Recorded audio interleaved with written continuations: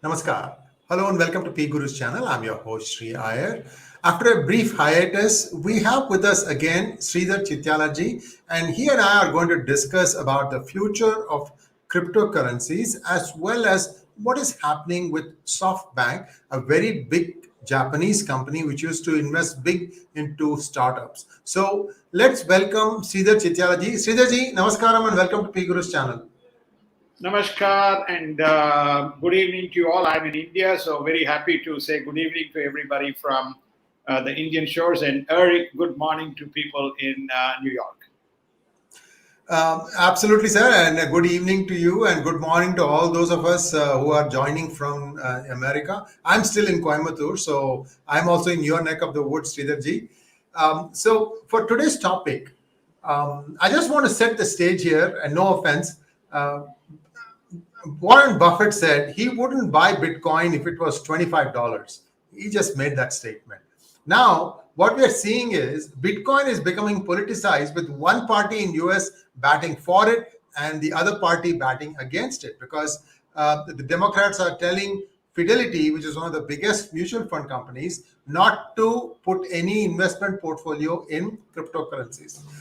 Why suddenly both parties are woken up, I don't know, because in during Trump era also these cryptocurrencies are going on. So Sridharji, we've been there when we were doing daily global insights. We were seeing the ride up of the cryptocurrency, Bitcoin and other cryptos. So perhaps you can shed some light on how it went and why it is going down now. Is this a temporary phase? What is your take on it? Take it away, sir. Thank you so much. Nice to be back. Look, I think let's set aside the political context, which is always a little bit of a furphy. Coming to cryptocurrencies, there's two things. I think if you remember, we have done quite a few sessions. Yes, Crypto yes. as a mechanism and cryptocurrency as an alternate or an investment vehicle. Now, people have to look at cryptocurrencies within the context of an asset allocation in the overall scheme of things.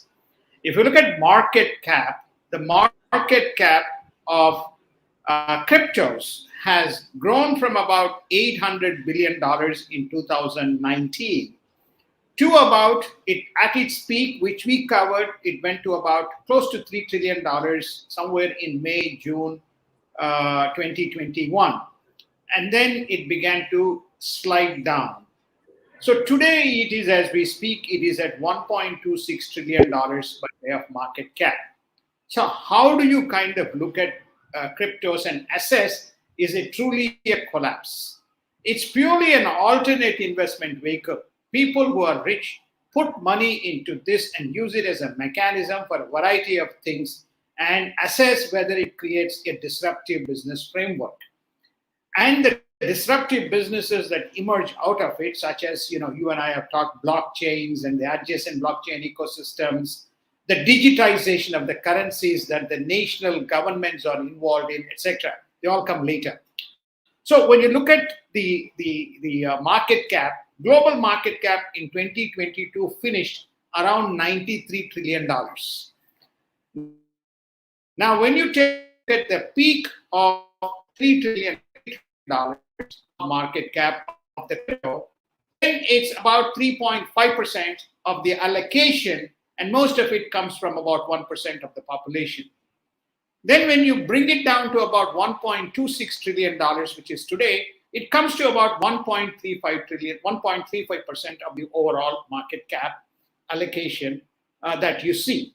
So what you're going to see is, you can go down the crypto chart from 2019, and you will see roughly the allocation is somewhere between 1.3 to about 3% at peak. That 3% was only in 2021 for three reasons. One, there was plenty of liquidity in the system, and there were still methods that were being adapted to see whether an alternate currency can be, or an alternate platform can be created.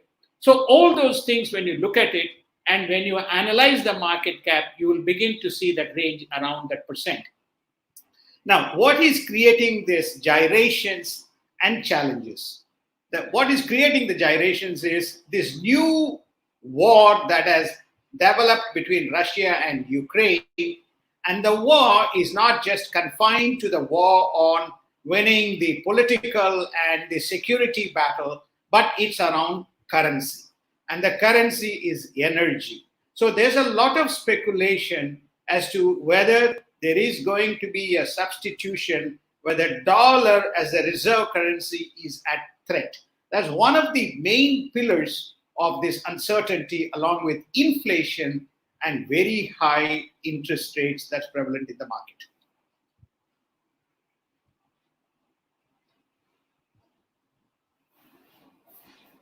Unmute. I beg your pardon. I'm sorry about that. There's one big change that is happening in the investment climate also. All the stocks are falling, perhaps because of inflation. And we are hearing that Softbank is also, it's probably hit hardest. I mean, we've seen all the indices fall.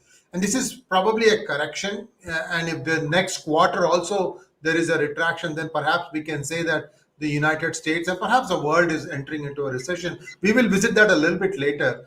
How do you see the SoftBank value fall, sir? Was it because of some bad investments, or what really happened there?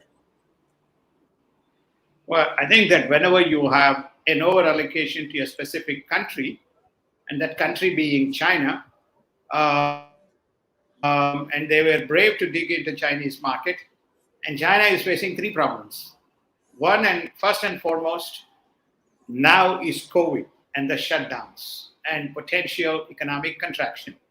Second, which is even more, which we have been seeing, is the draconian regulation that is being brought in for speculative investment. So the consequences of the draconian regulation. And the Mr. Xi Jinping doesn't like concentration of wealth in individuals, and he has specifically focused his attention on the technology companies. And where has our friend Masayoshi-san or the Softbank people, they have got some very high exposure to the Chinese tech companies, and many of them have taken a significant hit. And I've not seen for a long time, but for the first time in the conference, Masayoshi-san saying he recognizes he went too far, and now they are taking a defensive posture. Now, they not only had exposure in China, but they also had in Kupang in Korea that also took a hit.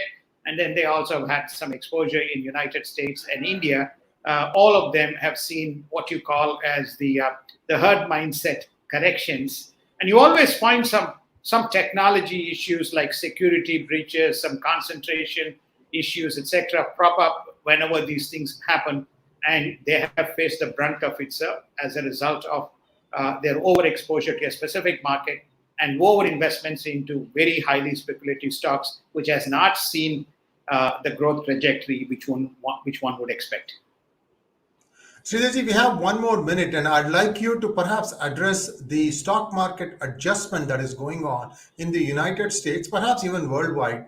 How far do you see this go, or do you think it's going to stabilize fairly quickly, sir? No, I think that a lot would depend on what happens in the Russia-Ukraine war. I think that's the first one. The second, as a consequence of that, how they're going to deal with inflation. I think at least Jerome Powell has made a very profound statement. He is not going to make another big hike. So that brought some stability to the markets, and you can see the prop up. It's more the uncertainty that is causing the problem in the volatility that you are seeing in the markets. I expect markets to stabilize around the third to fourth quarter. I don't expect anything, not even third quarter, sorry. I expect markets to stabilize around the fourth quarter. If this war doesn't continue, and if the war of words doesn't continue, and the isolation of some country, or the asymmetric nature of the countries taking one side versus the other side, that trend doesn't continue, then you may see some faster normalcy to the markets, when markets behave like markets rather than political posture. Thank you very much, Sridhar ji. That was wonderful. And viewers, we will wait and see how the cryptocurrencies play out. Certainly, some of them have got 99% of their value wiped out. Bitcoin has done a little bit better compared to that. And Sridhar ji, as always, a pleasure to have you on our channel and listen to your thoughts on what's happening around the world, sir. Thank you very much. And we'll be back again very soon, viewers. And Sridhar ji will be joining us also very soon. We'll be talking about topics related to the world. Namaskar. Thank you so much. Have a good evening and have a good day in the United States.